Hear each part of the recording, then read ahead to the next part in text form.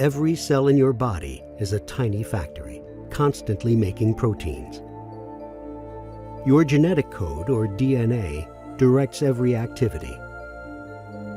Protein-making machinery in the cell reads the cell's own DNA and makes sure the cell proteins go where they're needed.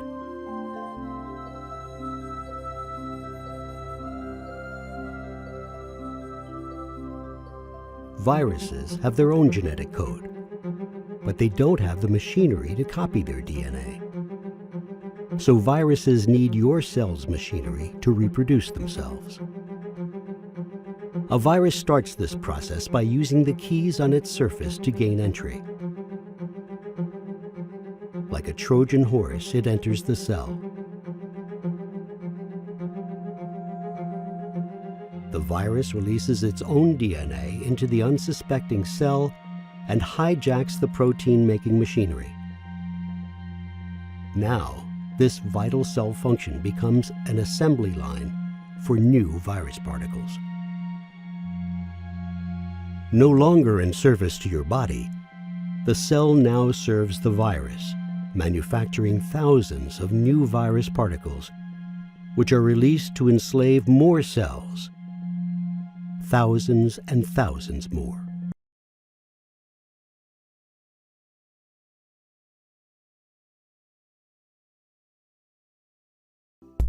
A mosquito lands on your arm, injects its chemicals into your skin, and begins to feed.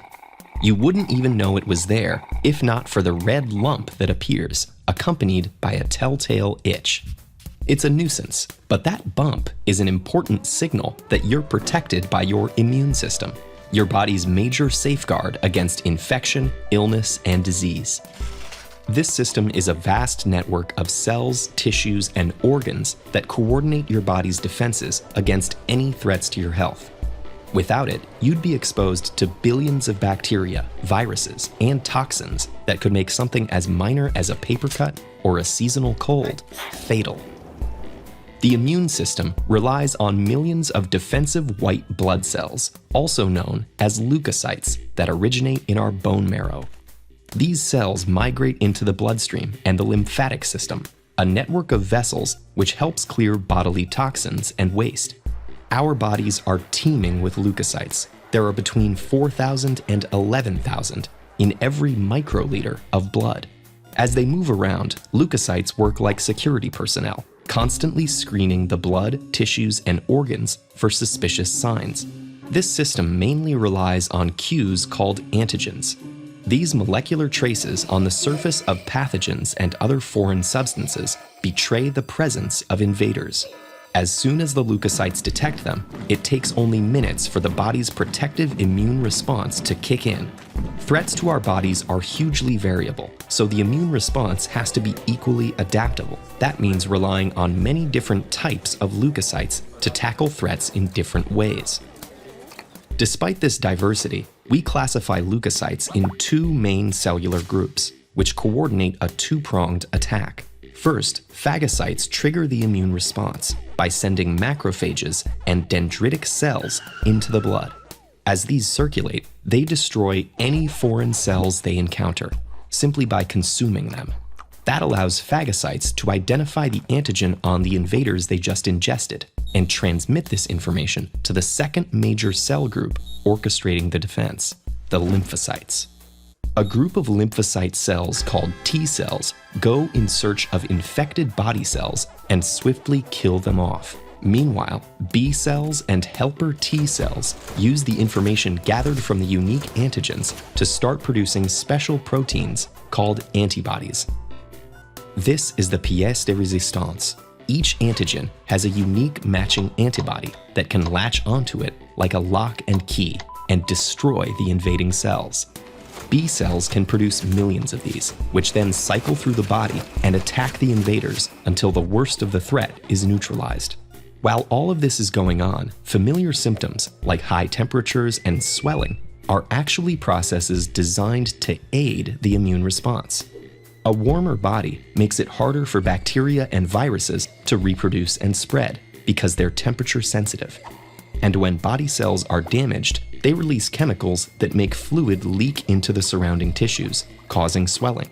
That also attracts phagocytes, which consume the invaders and the damaged cells. Usually, an immune response will eradicate a threat within a few days.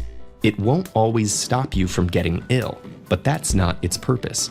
Its actual job is to stop a threat from escalating to dangerous levels inside your body. And through constant surveillance over time, the immune system provides another benefit. It helps us develop long-term immunity.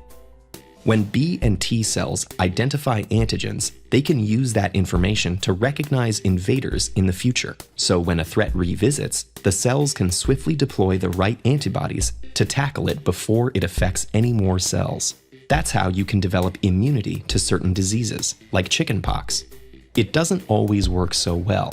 Some people have autoimmune diseases, which trick the immune system into attacking the body's own perfectly healthy cells. No one knows exactly what causes them, but these disorders sabotage the immune system to varying degrees and underlie problems like arthritis, type 1 diabetes, and multiple sclerosis.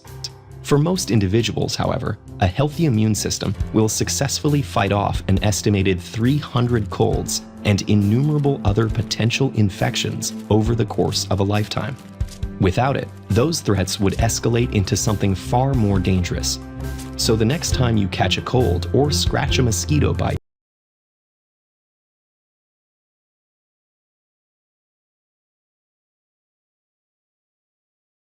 in a first step towards clot formation, platelets are recruited to the site of vessel injury by now exposed molecules of the vessel wall, such as collagen and von Willebrand factor. This factor mediates the linking of platelets to collagen via a specific receptor in the platelet membrane.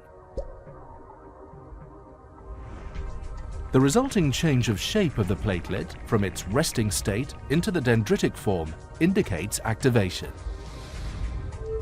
The activated platelet in turn releases prothrombotic molecules such as adenosine diphosphate, ADP. By binding to its receptors, ADP induces aggregation.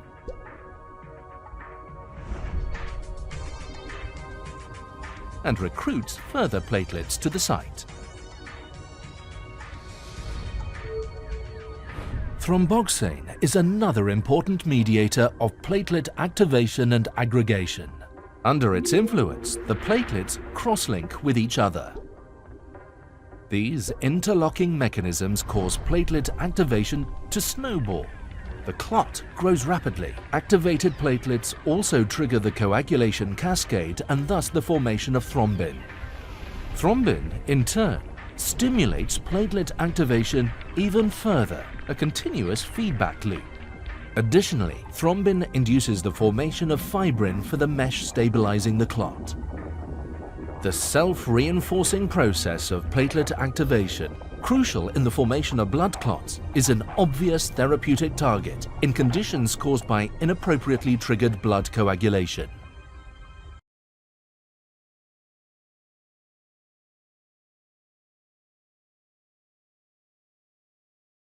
Genetic and environmental factors can cause tumours to form.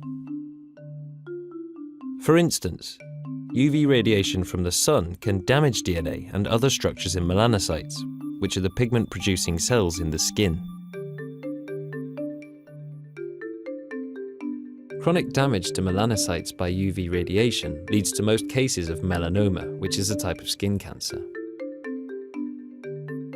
As melanomas grow, they can eventually spread to other sites in the body, such as the lungs and liver.